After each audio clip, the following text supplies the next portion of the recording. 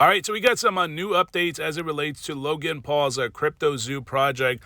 Now we got the lead developer publishing a number of different posts and statements on his Facebook page addressing some of the allegations that were published by Logan Paul in his very first video, the first response video on his main channel. And if you guys also remember, this is the same guy, if you watched CoffeeZilla's 3-part series, this is the first video, as you guys can see, investigating Logan Paul's biggest scam from 3 weeks ago. And at that time, CoffeeZilla mentioned him as the name or the letter Z, but his real name is Zach Kelling, as you guys also probably saw on Logan Paul's first response video. Now, he has published a number of different posts on Facebook. This one right here is on January 6th. So let me zoom in here. Didn't take long for Logan fans to start stalking me and threatening my life. Please direct all threatening messages to the comments here so we can keep them all organized and everyone can enjoy. Wow. I'm not going to go actually through the 29 comments, but I can't imagine it's a lot of people because a lot of people disagree, especially after you had an opportunity to watch what CoffeeZilla had published. But this is another post here from January 4th. Update, Logan Paul has finally removed a defamatory video. Thank you for all the support. Dear friends and colleagues, as some of you may have seen, I've been personally attacked by blogger Logan Paul on his YouTube channel. As I care deeply about the well-being, reputations, and continued success of all my colleagues, partners, investors, and our associated work, I'm writing to address the core of his claims here. Firstly, I made mistakes 20 years ago. That's a big difference right there, which I deeply regret, and yes, these gave me a criminal record. I have since then been granted expungement, and I've worked very hard to move forward in my life and career. So that 20 years right there definitely makes a big difference because a lot of people can change their life around like in 5 years, even less than that. But 20 years is definitely a long time. And the way like Logan Paul was talking about it, it would appear like this was pretty recent. But in any case, it just makes Logan Paul look like a terrible leader. Like he's not qualified to be a leader. Obviously, he didn't do his due diligence in hiring the right people or screening them, but let's continue reading here. I believe that everyone has the right to lead a dignified life, and I've worked very hard to build a decent life for myself, my family, and everyone around me. I speak openly with friends, colleagues, and investors about my history who have and continue to express support for me and my work.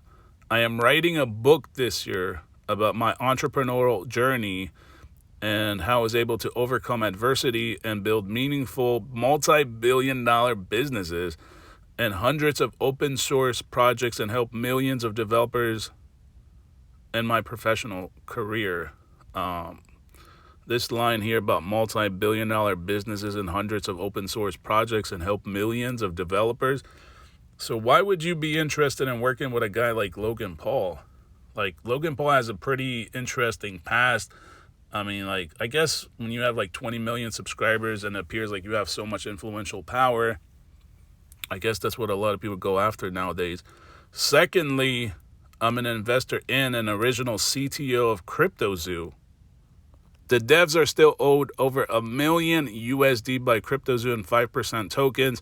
I'm happy to share the GitHub, which shows it was indeed a heroic effort by over 30 folks. Now, Logan claimed it was like 3 or 5, but here it says 30.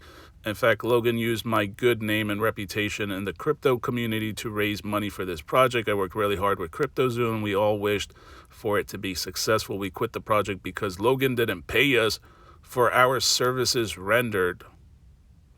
In closing, I would like to sincerely thank everyone for the outpouring of support that I have received in the past few days in light of these attacks. My legal counsel will be following up with Logan and the CryptoZoo team. Wow. You guys got to read this last paragraph right here. So I guess he has his own legal team. That might have been actually the reason why Logan actually took this video down, because I think a lot of people may have thought that maybe it was CoffeeZilla, but I guess it might have been this guy. I mean, who really knows at this point? It seems like Logan Paul has it coming from every direction. Like, this was just a bad project. It was poorly, like, people were poorly hired. Like, if Logan Paul was an organization, like, it would have been bankrupt by now. I don't even know how it got this far. And honestly, I don't even think Logan Paul would have ever come out and talked about this unless CoffeeZilla had actually dropped these videos. But the comment section, it seems like a lot of people are showing support to this person. So I don't necessarily agree with his post from January 6th that he says a lot of people, I guess, are threatening his life, because I can't imagine it's a whole lot of people right now in support of Logan Paul. I mean, you can just obviously read the comments here and see that there's a great amount of support for this guy. Now, again, we don't know, I mean, if what he's saying is 100% true or not. He hasn't really shown a whole lot of receipts. It's just a lengthy paragraph here, or essay or whatever, whereas CoffeeZilla has definitely shown a lot of receipts, a lot of recordings, evidence, testimonies. You know, he had all the paperwork. He has the whole 9 yards, where this person just claims, you know, what he claims, what you guys pretty much just saw, what I just read to you. Now, he might have more paperwork to support it. And now that I guess he mentioned in the last paragraph that he has like legal counsel, so they probably advised him not to disclose a whole lot. So that could also be another factor that might explain why he hasn't shown a whole lot of receipts. So again, it seems like Logan Paul is getting it from every single direction. I honestly feel like Logan Paul might just not be, he just might be unfit to be a leader, to be like a leader. Again, it's just really, that's really what it comes down. Like, he's just unfit to be a leader. And it seems like he has a terrible way of like hiring people to represent him and represent his brand. So it's kind of crazy how he's able to achieve this much success over the years, when everyone around him seems to be like, you know, I don't even want to use that word POS, but that's honestly what it looks like, or what it's appearing like, especially with this whole CryptoZoo project. I don't know if it's like that with other like projects he's involved with. Maybe he has a different set of teams of people managing those projects, those different brand promotions, placements, or whatever. But it just makes you scratch your head. I don't know. That's what I feel. That's what I think. But you guys are free to leave your comments in the comment section down below. What do you guys think about this?